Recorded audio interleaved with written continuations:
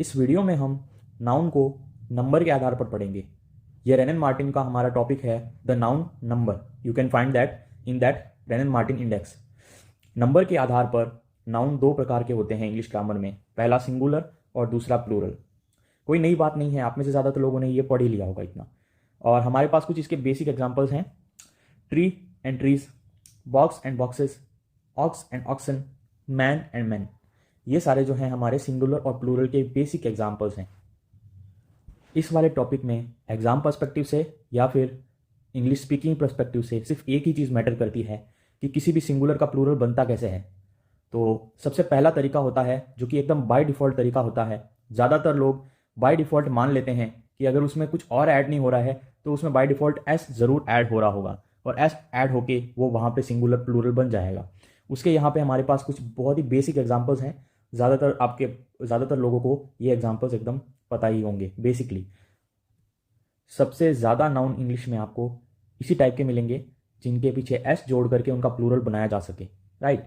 और बाकी की टाइप्स जो हैं वो आपको अच्छे से ध्यान में रखने हैं, कंठस्थ करने हैं, जो हम आगे पढ़ेंगे, जिनको कंठस्थ करके आप ये पता कर सकते हो कि एस जोड़ के कौन से नहीं बनते हैं और क्या जोड़ा जाता है उनके पीछे। मैं ये यहाँ तक कहूँगा कि इंग्लिश स्पीकिंग में या इंग्लिश लिखने में हम 10 में से जो 8 वर्ड्स लिखेंगे उनके प्लूरल इसी तरीके से बनते हैं। और एग्ज़ाम में क्वेश्चंस ज़्यादातर बाकी के तरीक़ों से आते हैं क्योंकि ये सबसे सिंपलेस्ट मेथड है किसी सिंगुलर का प्लूरल बनाने का। दूसरा तरीका है सिंगुलर को प्लूरल बनाने का, जिस नाउन के पीछे S, S H, C H या फिर एक्स आ रहा हो उन नाउन्स को प्लूरल बनाया जाता है ई एस ऐड करके। उनके सिंगुलर के पीछे ई एस ऐड करके उनको प्लूरल बनाया जाता है। जैसे कि क्लास, यहाँ पे क्या आ रहा है हमारा एस आ रहा है। जैसे कि मैच, यहाँ पे क्या आ रहा है सी एच आ रहा है।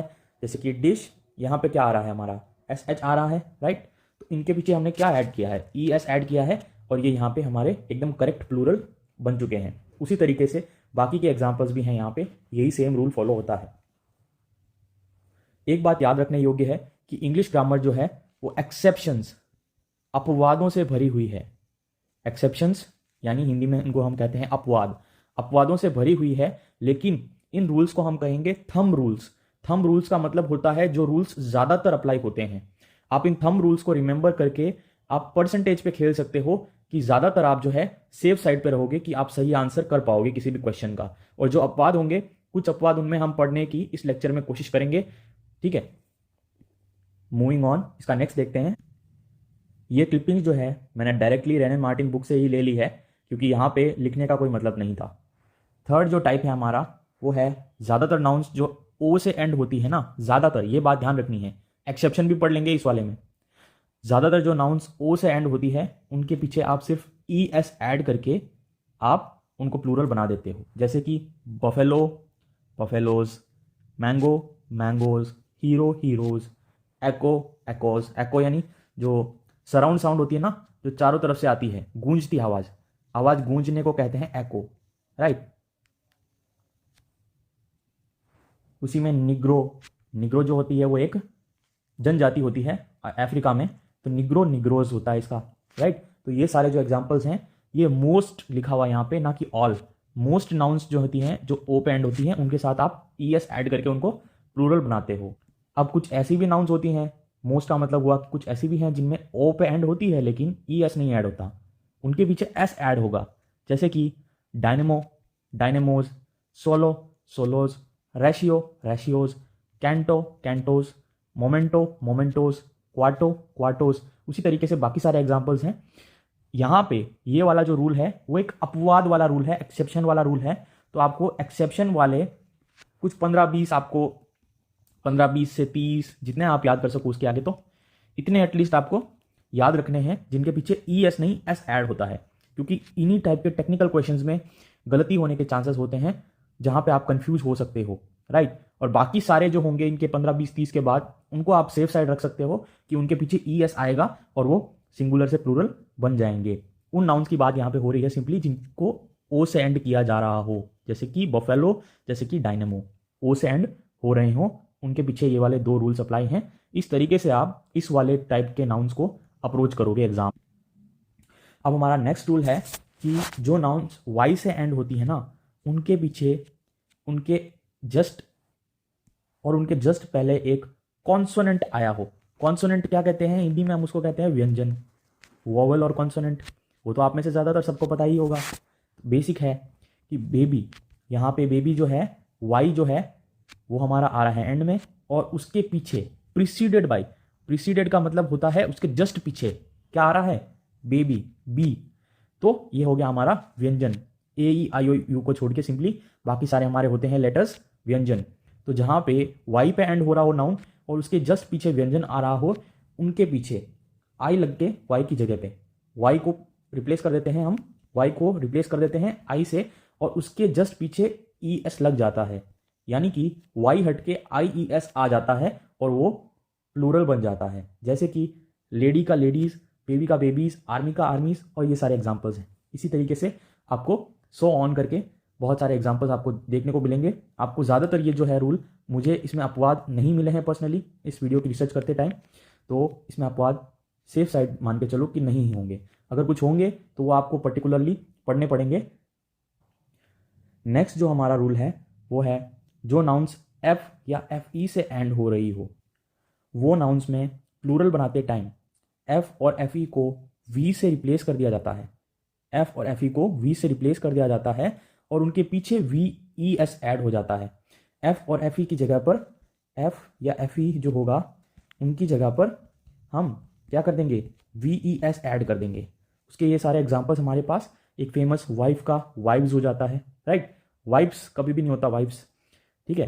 तो ये एग्जाम्पल्स हैं सारे के सारे, लीव के लीव्स, ये सब, राइट? यहाँ पे हमारे अपवाद मेंशन है, एक्सेप्शंस मेंशन है इस वाले रूल के, कि कुछ जो नाउन्स हैं जैसे कि ड्वार्फ, हूफ, स्कार्फ और वार्फ, ये सारे जो हैं वो कभी कभार एस भी जोड़ा जा सकता है उनके पीछे और वी ई एस भी जोड़ा जा सकता है। और ये मान के चलिए कि इस टाइप के क्वेश्चन में आपको कभी भी एग्जाम में ए बी सी डी में कभी भी ये नहीं दिया जाएगा कि एक क्वेश्चन में आपको, एक ऑप्शन में आपको ड्वार्फ्स दे दिया जाए, दूसरे ऑप्शन में आपको ड्वार्फ्स दे दिया जाए। ऐसा कभी भी नहीं किया जाएगा। और अगर किया जाएगा तो डी ऑप्शन में आपको ये लिख दिया जाएगा कि ए एंड बी बोथ। तो इस टाइप से आपको ये क्वेश्चन अप्रोच करना पड़ेगा। और ये दो रूल्स से ये वाले टाइप के जो नाउन्स हैं वो आपके कवर हो जाते हैं। कुछ और नाउन्स हैं जिनके पीछे एफ और एफ ई ऐड करके, जिनके पीछे एफ या एफ ई हो, उनके पीछे सिर्फ एस ऐड होता है, ना कि वी एस। जैसे कि चीफ के चीफ्स, गल्फ के गल्फ्स, सेफ के सेफ्स, क्लिफ के क्लिफ्स, और ये दो एग्जांपल्स और हैं हमारे पास। और इसका जो अगला रूल है वो ये कहता है कि कुछ नाउन्स जो कि ऐसी होती हैं जो अपना प्लूरल कैसे बनाती है, अपने अंदर किसी वॉवल को चेंज करके सिंगुलर से प्लूरल बन जाती है। जैसे कि मैन का मैन, यहाँ पे ए का ई बन गया, फिर सेम वुमन में भी ए का ई बन गया, फिर फुट और फिट, फुट और फीट में आपका डबल ओ का डबल ई बन गया, फिर डबल ओ का डबल ई टूथ और टीथ में बन जाता है। तो उसी तरीके से ये रूल अप्लाई होता है कि बीच में जो वॉवल्स होते हैं वो चेंज होकर के आपके दूसरे वॉवल्स में चेंज हो जाते हैं और सिंगुलर से प्लूरल बनाते हैं। इस टाइप के एग्जांपल्स जो हैं उनमें आपको सिर्फ और सिर्फ याद रखना पड़ेगा ये वाले रूल में, क्योंकि कुछ भी हो सकता है चेंज। यहाँ पे टूथ का टीथ हो गया, फुट का फीट हो गया, यहाँ पे लाउज का लाइस हो गया। ये वाला जो रूल है ये काफ़ी फ्लेक्सिबल है। ये ज़रूर है कि यहाँ पे वोवल चेंज होगा। ये आइडेंटिफाई करने के बाद आपको ये भी डिसाइड करना पड़ेगा कि कौन सा वोवल चेंज होगा और किस फॉर्म में चेंज होगा, राइट? अब जैसे कि माउस का माइस बनता है, तो यहाँ पे आप कोई रूल नहीं लगा सकते कि किस जगह क्या चेंज होगा और क्या ही चेंज होगा। नेक्स्ट जो हमारा रूल है, there are few nouns that form their plural by adding E N to the singular. जैसे कि ऑक्स का ऑक्सन, चाइल्ड का चिल्ड्रन। और इसी रूल के नीचे ही यहाँ पे लिखा हुआ है चाइल्ड का चिल्ड्रन, जहाँ पे ई एन नहीं आ रहा, यहाँ पे क्या आ रहा है? R E N. लुक, कोई भी बुक परफेक्ट नहीं होती, रेनन मार्टिन भी नहीं है दिस वे, राइट? और the plural of fish is fish और फिशेज। फिश जो मछली वर्ड का जो प्लूरल है वो फिश भी हो सकता है और फिशेज भी हो सकता है। फिश कब होगा? एक यूजुअल प्लूरल कब होगा? जब हम किसी एक टाइप की, किसी एक नस्ल की फिश की बात कर रहे हैं। लेकिन जब हम किसी एक्वेरियम गए, मान लो एक्वेरियम, और एक्वेरियम में हम जहाँ पे बहुत सारी मछलियाँ होती हैं अलग अलग तरह की, वहाँ पे हमने बहुत तरह तरह की मछलियाँ देखी, तो आप क्या कहेंगे? आप ये नहीं कहेंगे कि I watched fish, I watched fishes in the aquarium, right? तो अलग अलग टाइप की जो फिश होंगी उनको फिशेस कहा जाएगा, ना कि फिश। लेकिन एक ही टाइप की फिश हो और आप उनको रेफर कर रहे हो तो वहां पे फिश का जो प्लूरल होगा वो फिश ही होगा। अगला जो हमारा एग्जाम्पल है, कुछ नाउन्स ऐसी होती हैं जो सिंगुलर और प्लूरल एक जैसे ही होते हैं, जिनके चेंज नहीं होते, जैसे कि swine, sheep, deer, cod, trout, salmon, aircraft, spacecraft, series, species. ये सारे जो नाउन्स हैं और इसमें और सारे एग्जाम्पल्स हमारे पास, एक और यहाँ पे ये लाइन है और इनको ही हमने एग्जाम्पल्स के थ्रू समझा है यहाँ पे कि किस टाइप से ये जो नाउन्स होते हैं ये सिंगुलर और प्लूरल में सेम ही रहते हैं और चेंज नहीं होते कभी भी, राइट? अगला जो हमारा एग्जाम्पल है वो ये कहता है कि कुछ नाउन्स ऐसी भी होती है जिनको सिर्फ और सिर्फ प्लूरल में ही यूज़ किया जाता है, जैसे कि names of instruments which have two parts forming a kind of pair.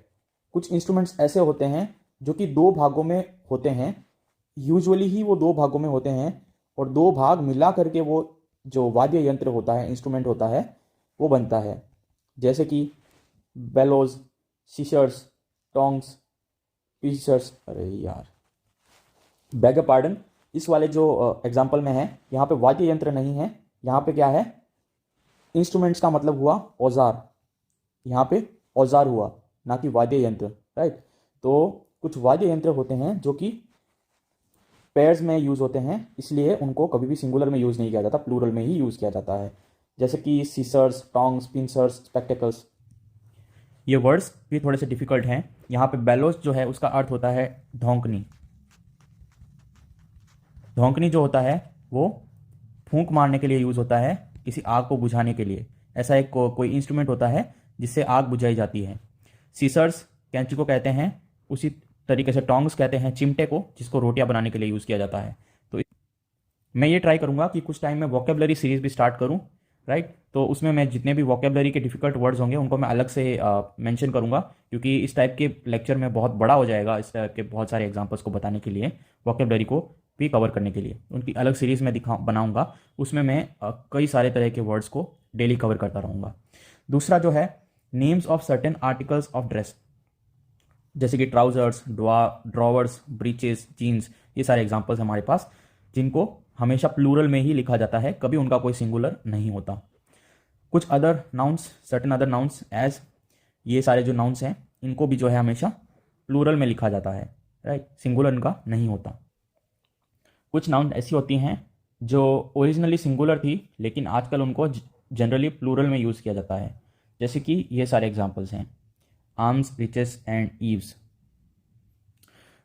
Languages में काफ़ी सारे डिफरेंस होते हैं उनकी व्याकरण में या ग्रामर में, जैसे कि एल्म्स जो है वो उसका अर्थ होता है भिक्षा, और भिक्षा आज भी जो है, भिक्षा या भीख कह लो, ये आज भी हमारे हिंदी व्याकरण में एक वचन यानी सिंगुलर है। लेकिन इंग्लिश ग्रामर में कई सारी चीज़ें, कई सारे रूल्स जो हैं वो चेंज होते रहते हैं। तो यहाँ पे ये रूल जो चेंज हो चुका है इन 3 वर्ड्स के लिए, अब ये जो है प्लूरल है ना कि सिंगुलर। इस टाइप के एक्सेप्शन यानी अपवाद को आपको हमेशा याद ही करना है। नेक्स्ट जो रूल है हमारा वो कहता है कि कुछ ऐसी नाउन्स होती हैं जो प्लूरल दिखती है लेकिन होती नहीं, होती वो सिंगुलर है, जैसे कि ये सारे एग्जांपल्स हमारे पास हैं। पहला है नेम ऑफ सब्जेक्ट्स, जितने भी हैं आप ध्यान से देखना, किसी के पीछे एस आई बिना नहीं रहता, भाषाओं को छोड़ करके, राइट? भाषाओं को छोड़ करके, जैसे कि इंग्लिश है उसके पीछे आपको एस नहीं मिलता, हिंदी है नहीं मिलता, और भी भाषाएं होंगी, लेकिन उसके अलावा जितनी भी सब्जेक्ट्स होंगे उनके पीछे आपको एस मिलेगा इंग्लिश के लेटर में, वर्ड में। द वर्ड न्यूज़, न्यूज़ अपने आप में जो शब्द है ये भी सिंगुलर है लेकिन लगता है कि प्लूरल होगा एस के हिसाब से। फिर कुछ कॉमन डिजीजेस हैं, जैसे कि मीजल्स है, मम्प्स है, रिकेट्स है, ठीक है? रिकेट्स जो है आपको पता होगा विटामिन डी की कमी से होता है। फिर मीजल्स है जो कि पुराने टाइम में एक बहुत ही भयंकर बीमारी थी और पूरे चेहरे को ख़राब कर देता, पूरी बॉडी के ऊपर वो हो जाते थे और उसका कोई इलाज नहीं था उस टाइम पे, लोग मरते थे बहुत, 1/4 पॉपुलेशन, इवन कई बार जो है 25% पॉपुलेशन जो है वो वाइप आउट हो जाती थी किसी भी एरिया की। चौथा जो हमारा है कुछ गेम्स के नाम, जैसे कि बिलियर्ड्स, जैसे कि mathematics is his favourite study, यहाँ पे ये सब्जेक्ट को यूज़ कर लिया। फिर इस तरीके से ये एग्जांपल्स हैं इन सब के। अगला हमारा जो रूल है वो ये कहता है कि मीन्स जो वर्ड है उसको कभी सिंगुलर यूज़ किया जा सकता है और कभी प्लूरल यूज़ किया जा सकता है, लेकिन जब भी कभी ये धन के लिए यूज़ किया जा रहा हो तब ये हमेशा प्लूरल होगा।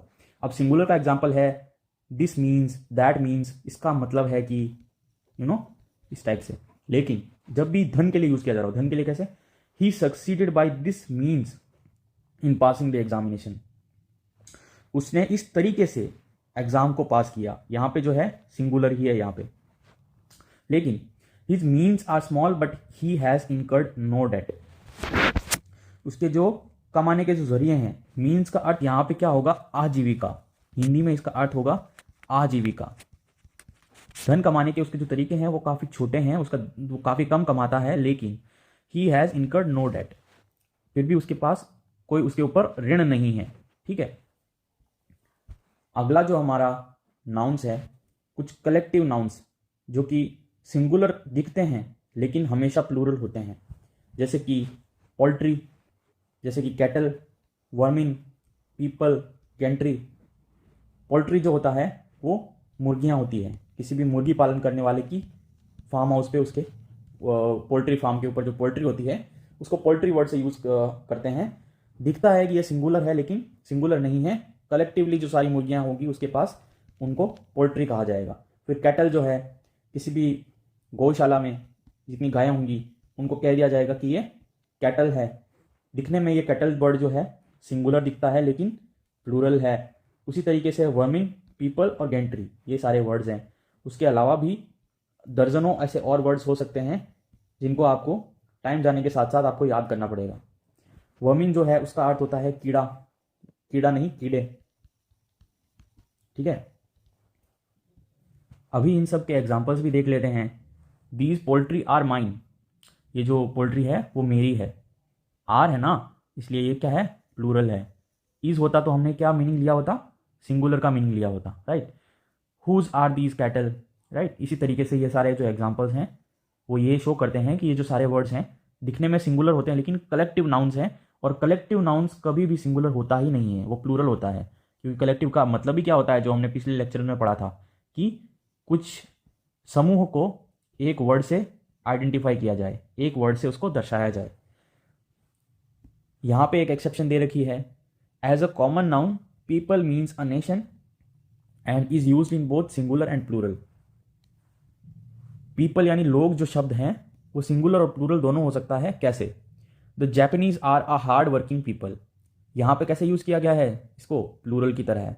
लेकिन there are many different peoples in Europe, यहां पे जो है पीपल को पीपल्स बना के फिर प्लूरल में यूज किया गया है। यहां पे अगर पीपल लिखा होता, पीपल किसी एक ट्राइब के लिए, किसी एक कास्ट के लिए, किसी एक नस्ल के लिए यूज किया जा सकता है। लेकिन जब कहा जाए कि बहुत सारे तरह तरह के लोग हैं, डिफरेंट तरह के, जिस तरीके से हमने फिशेस का एग्जांपल देखा था, वही एग्जांपल यहां पे अप्लाई होता है। वहां पे फिशेस में ई एस लगता था, यहां पे सिर्फ एस लग रहा है कि पीपल का जो है पीपल्स होता है। जब अलग अलग टाइप के लोगों की बात की जा रही हो तब पीपल का प्लूरल पीपल ही नहीं होता, पीपल्स होता है। ये वाला जो रूल है वो टेक्निकली थोड़ा सा अलग तरीके से लिखा हुआ है। ये वाला लेक्चर क्योंकि बहुत ज़्यादा लंबा होने वाला था और सारे के सारे रूल्स भी फॉलो करने बहुत ज़रूरी थे, इसलिए इस वाले लेक्चर को मैं यहीं पे एंड करता हूँ। और पार्ट 2 आपको अलग से देखना है, क्योंकि आप में से बहुत सारे लोगों को अटेंशन स्पैन का प्रॉब्लम होगा, जो कि आजकल यूथ को बहुत ज़्यादा है। तो मैं इस वीडियो को एक ही बार में नहीं बनाने वाला। ये फर्स्ट पार्ट है। सेकेंड पार्ट अगर आपको देखना है तो सेकेंड पार्ट आपको अलग से इंग्लिश ग्रामर प्लेलिस्ट में आपको मिल जाएगा। और thank you for watching this. Till the next part 2 I am signing off.